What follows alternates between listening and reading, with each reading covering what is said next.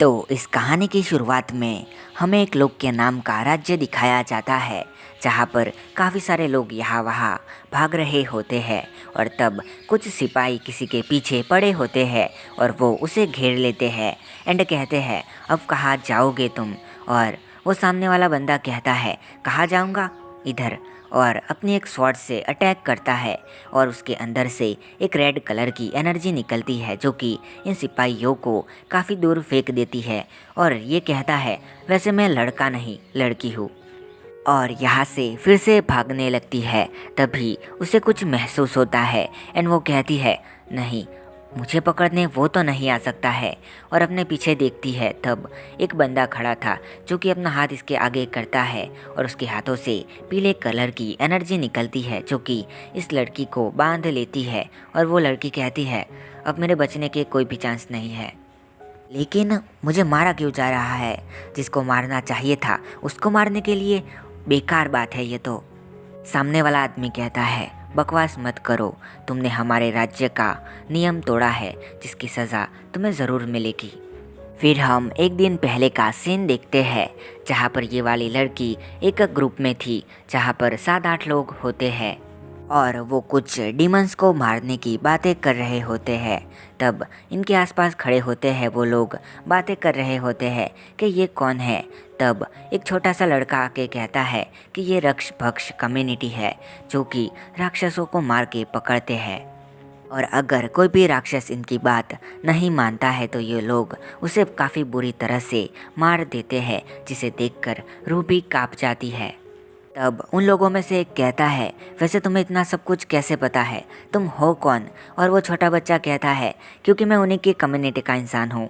और ये लड़का 12-13 सालों का था। फिर वो लड़का अपनी कम्युनिटी के लोगों के पास आता है और कहता है, अब क्या ख्याल है, कहाँ पर चले? तब वही लड़की कहती है कि अपने जगह पर चलते हैं। और ये लोग एक बहुत बड़े पैलेस में आते हैं जो कि इनका घर होता है। और जब दोपहर में ये लोग खाना खा रहे होते हैं, तब अपने स्ट्रेटजी के बारे में बात कर रहे होते हैं कि उन्हें अब डिमंस को कैसे पकड़ना है।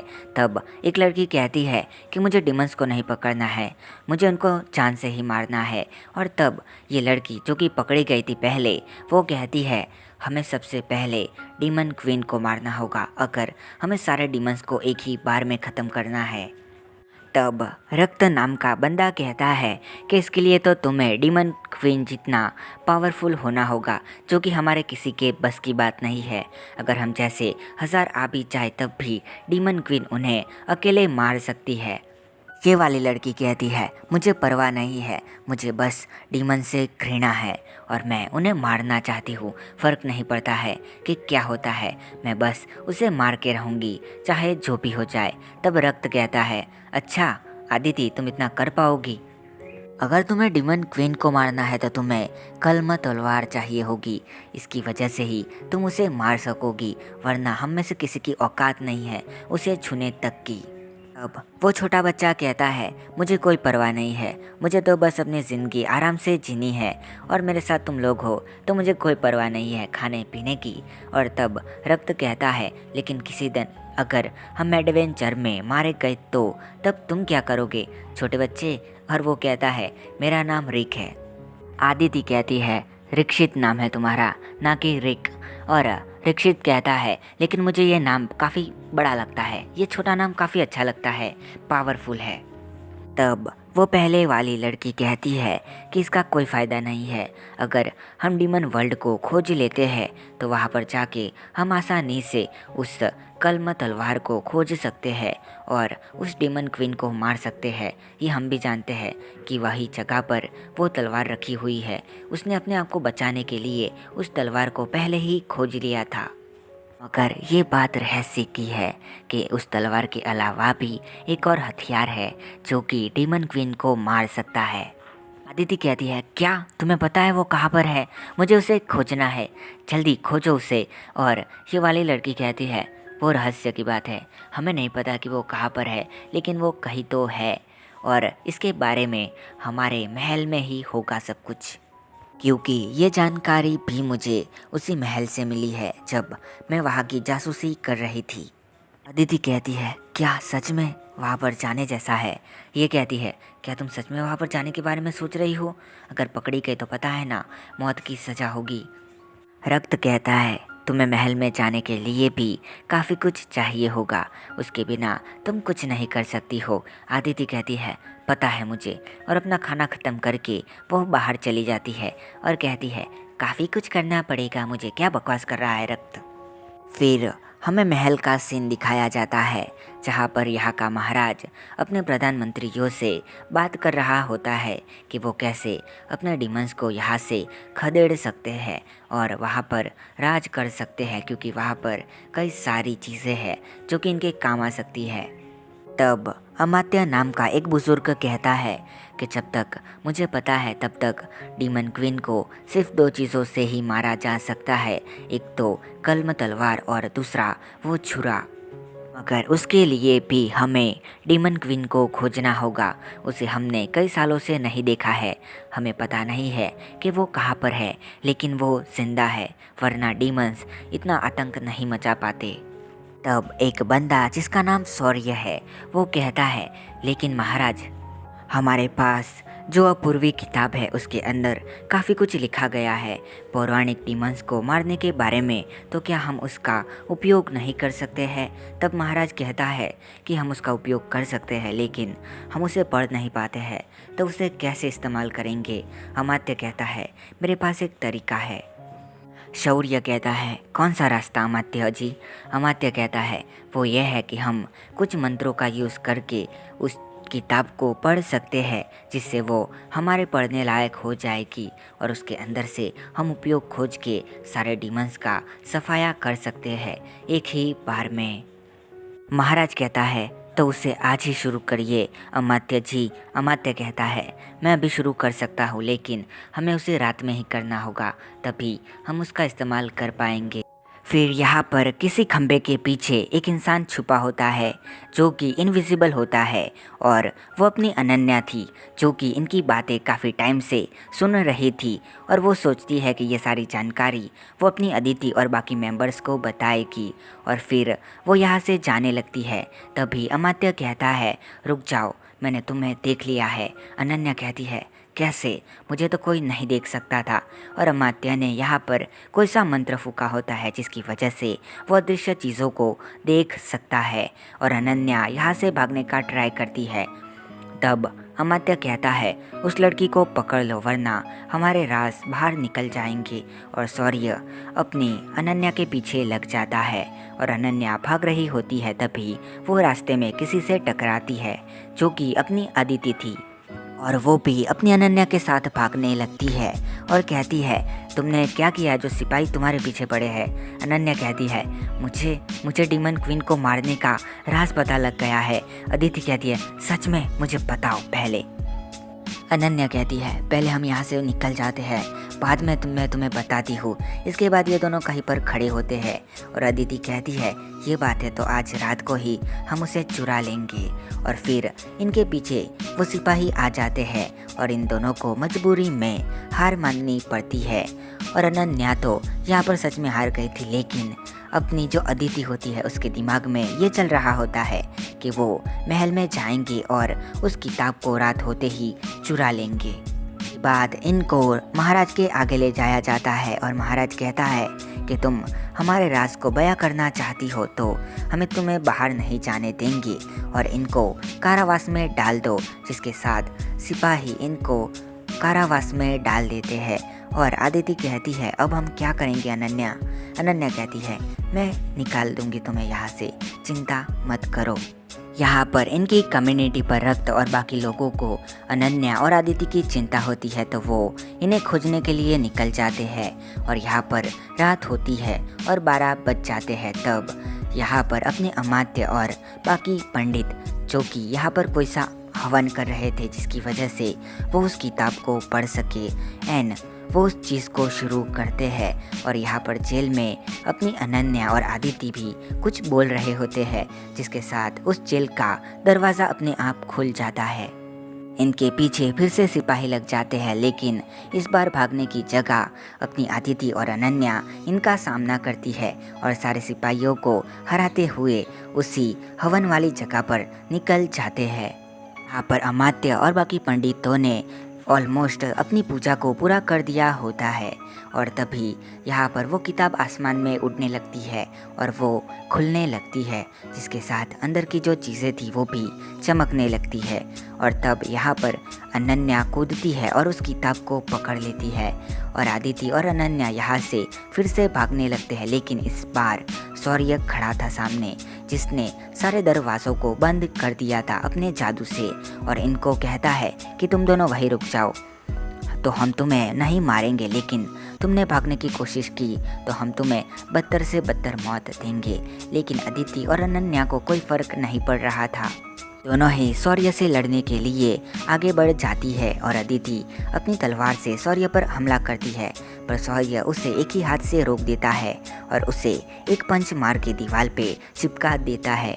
जिसके बाद अपनी अनन्या भी उस पर हमला करती है, लेकिन शौर्य इसे भी नहीं मानता है और इसे सर पर जोर से मारता है, जिससे वो नीचे गिर जाती है और वो किताब भी नीचे गिर जाती है और शौर्य उठा के उस किताब को अपने अमात्य को दे देता है और जो अमात्य था वो इन दोनों को बंदी बना लेता है।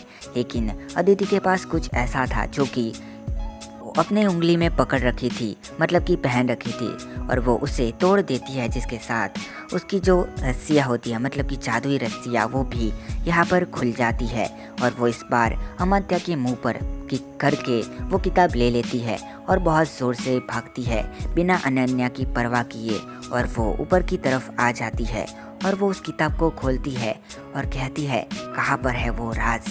और जैसे ही वो उस पन्ने पर आती है तब वो उसे पढ़कर एकदम ही शॉक हो जाती है, जैसे कि उसके पैरों तले ज़मीन खिसक गई हो और अपनी अदिति उस किताब को दूर फेंक देती है। तब शौर्य भी उसके पीछे आता है और कहता है क्या हुआ, तुमने उस किताब को क्यों फेंक दिया?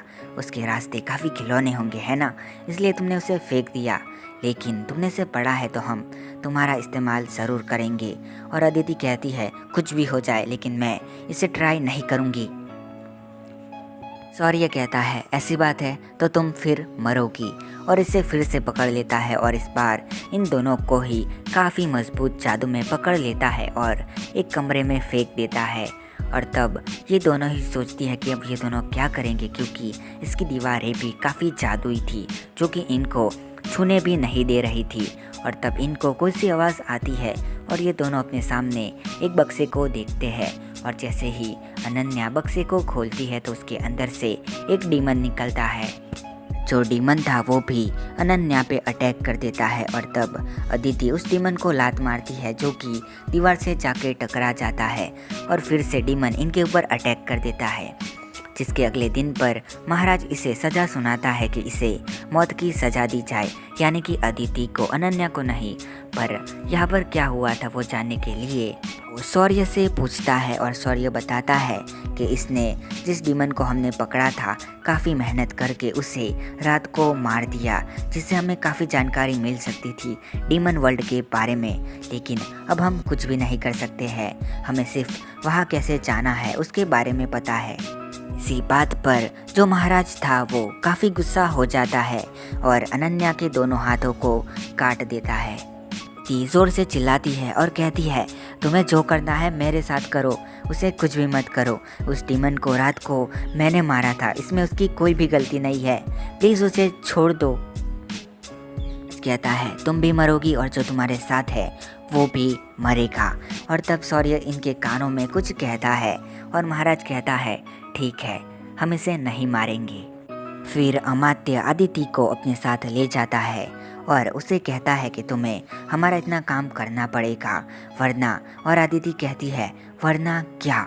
और तभी वो अनन्या को दिखाते हुए कहता है कि हम उसे मार देंगे और कुछ भी नहीं। और अदिति कहती है जो करना है करो, मुझे फ़र्क नहीं पड़ता है, मुझे बस डीमंस को मारना है। तब अमात्य कहता है तुम्हारी बात सही है, हम भी डीमंस को मारना चाहते हैं, लेकिन एक एक करके नहीं, सारे डीमंस को। अदिति कहती है क्या? वैसे वो किताब में जो लिखा था वो करना मुश्किल है मेरे लिए, मैं वो नहीं कर सकती हूँ। अमात्य कहता है कोई बात नहीं, उसमें मैं तुम्हारी मदद करूँगा, लेकिन तुम्हें उसे मारना तो होगा ही डीमन क्वीन को, और अगर नहीं मारा तो हम तुम्हारे बाकी मेंबर्स को भी मार देंगे। अदिति कहती है जो करना है मुझे करो, उनको छोड़ दो, उनके पीछे मत लगना प्लीज़। अमात्य कहता है हमें फ़र्क नहीं पड़ता है, हमें तो बस डीमन वर्ल्ड को ख़त्म करना है। आदिति कहती है वैसे कोई और रास्ता नहीं है क्या? अमात्य कहता है एक और रास्ता भी है, चलो मेरे साथ। और दूसरे कमरे में जाते हैं जहाँ पर इसके बाकी मेंबर्स उल्टे लटके हुए थे, जिनके नीचे लावा रस था। अगर एक को भी छोड़ा तो वो सभी मारे जाएंगे। और ये देखकर आदिति अमात्य के पैरों को पकड़ लेती है और कहती है प्लीज़ मुझे माफ़ कर दो, तुम जो कहोगे मैं वो करूँगी। अगर तुम चाहते हो कि मैं डीमन क्वीन को मार दूँ तो मैं वहाँ पर जाके उसे मार दूँगी। अमात्य कहता है तुम्हें जो चीज़ें चाहिए हम वो देंगे, और तुम्हें बस इतना करना है कि हमें सारी जानकारी देते रहना होगा। हम तुम्हें डीमन वर्ल्ड में पहुंचा सकते हैं और तुम्हारी प्रेजेंस को भी कम कर सकते हैं जो कि तुम्हें इंसान बनाती है, लेकिन हम ऐसा करेंगे जो कि तुम्हें डीमन वाली प्रेजेंस देगा। आदिति कहती है क्या ऐसा हो सकता है सच में? अमात्य कहता है हाँ, हमारा एक इंसान भी पहले वहाँ पर जा चुका है और शायद अभी भी वो वहीं पर है, जो कि हमें डीमन वर्ल्ड के बारे में जानकारी दे रहा है।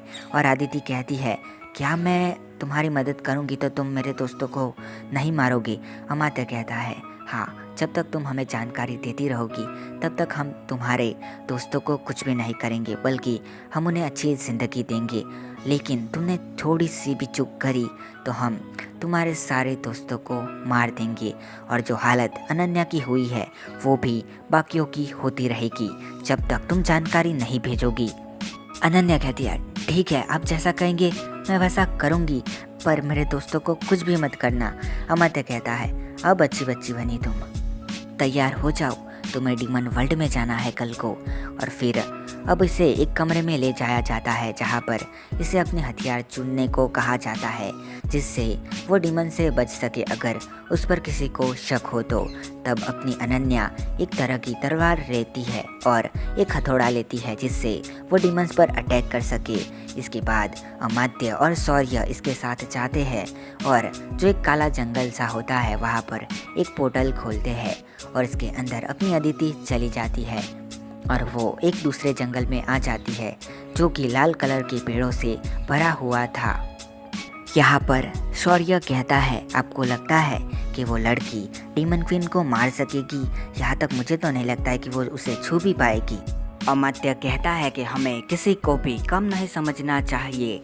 उस लड़की ने मेरे जादू को तोड़ दिया जो कि 8 जादुओं में चौथे नंबर पर आता है और वो काफ़ी पावरफुल है। यहाँ तक हमारे राज्य में भी काफ़ी कम लोग हैं जो कि 5वें लेवल का जादू कर सकते हैं, एंड उस लड़की ने आसानी से मेरे जादू को तोड़ दिया, यही बात काफ़ी बड़ी है। शौर्य कहता है लेकिन मुझे नहीं लगता है कि वो लड़की डीमन क्वीन को मार सकेगी, क्योंकि डीमन क्वीन का जो जादू है वो तो आपसे भी ऊपर के लेवल का है। और तब अमात्य कहता है मुझे परवाह नहीं है, बस वो लड़की डीमन क्वीन तक पहुंच जाए, उसके बाद बाकी का सब हम संभाल लेंगे। और वैसे भी वो मर जाती है तब भी हमें कोई परवाह नहीं है।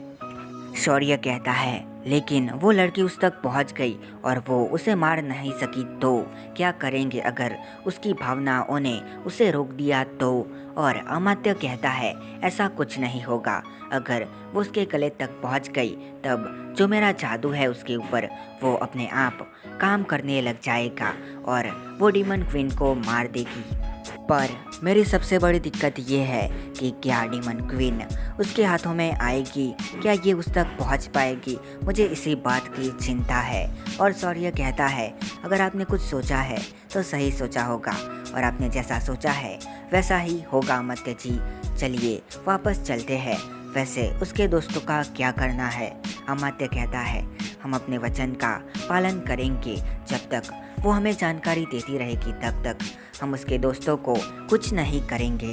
इतना कहने के बाद अमात्य और शौर्य दोनों ही अपने राज्य की तरफ वापस जाने लगते हैं। फिर जेल का सीन दिखाया जाता है जहाँ पर अपनी अनन्या अपने दोनों ही कटे हुए हाथों को देख रही होती है और वो कहती है कि इसका बदला मैं ज़रूर से लूँगी उस महाराज से। और तब रक्त कहता है कि इसमें तुम्हारी ही गलती है क्योंकि तुम महल में आई थी जासूसी करने। जिसके बाद ये सब कुछ हुआ और अनन्या कहती है मैं तो बस अपना काम कर रही थी। रक्त कहता है ये सब छोड़ो, लेकिन हमें पहले यहाँ से निकलने के बारे में सोचना होगा क्योंकि अभी हमारी दोस्त आदिति काफ़ी बड़ी मुसीबत में फंस चुकी है। उसे डीमन वर्ल्ड में भेजा गया है जहाँ पर उसका बचना नामुमकिन है। अब यहाँ पर जो निशा थी वो कहती है रक्त से कि हम लोग यहाँ से नहीं निकल सकते क्योंकि ये चौथे लेवल का जादू है जिसे हमारे लिए तोड़ना नामुमकिन है। तो जब तक अदिति वापस नहीं आती है तो हमें यहीं पर रखा जाएगा और मैंने ये भी सुना है कि हमारी सारी चीज़ों का ध्यान भी रखा जाएगा, लेकिन हम बंदी ही रहेंगे। अनन्या कहती है चाहे वो हमें कितनी भी अच्छी ज़िंदगी दे, लेकिन इससे ये तो नहीं बदलेगा ना कि उन्होंने मेरे दोनों हाथ काट दिए। अब मैं इनके बिना क्या करूँगी। फिर यहाँ पर अमात्य आता है जो कि कहता है कि तुम्हें अगर कुछ किया तो हम तुम्हें यहीं पर मार देंगे और तुम्हारे अदिति के बारे में भी कुछ भी पता नहीं चलेगा। रातों रात तुम सभी ऐसे गायब हो जाओगे कि जैसे तुम यहाँ पर थे ही नहीं। फिर अमात्य अनन्या के सामने अपना हाथ आगे करता है और कहता है पुनः प्राप्य, और इसी के साथ अनन्या के दोनों हाथ वापस आ जाते हैं, कहे तो रीजनरेट हो जाते हैं। जो देखकर अनन्या थोड़ी सी हैरान थी और बाकी सब भी, क्योंकि उन्होंने पहले ऐसा जादू नहीं देखा था।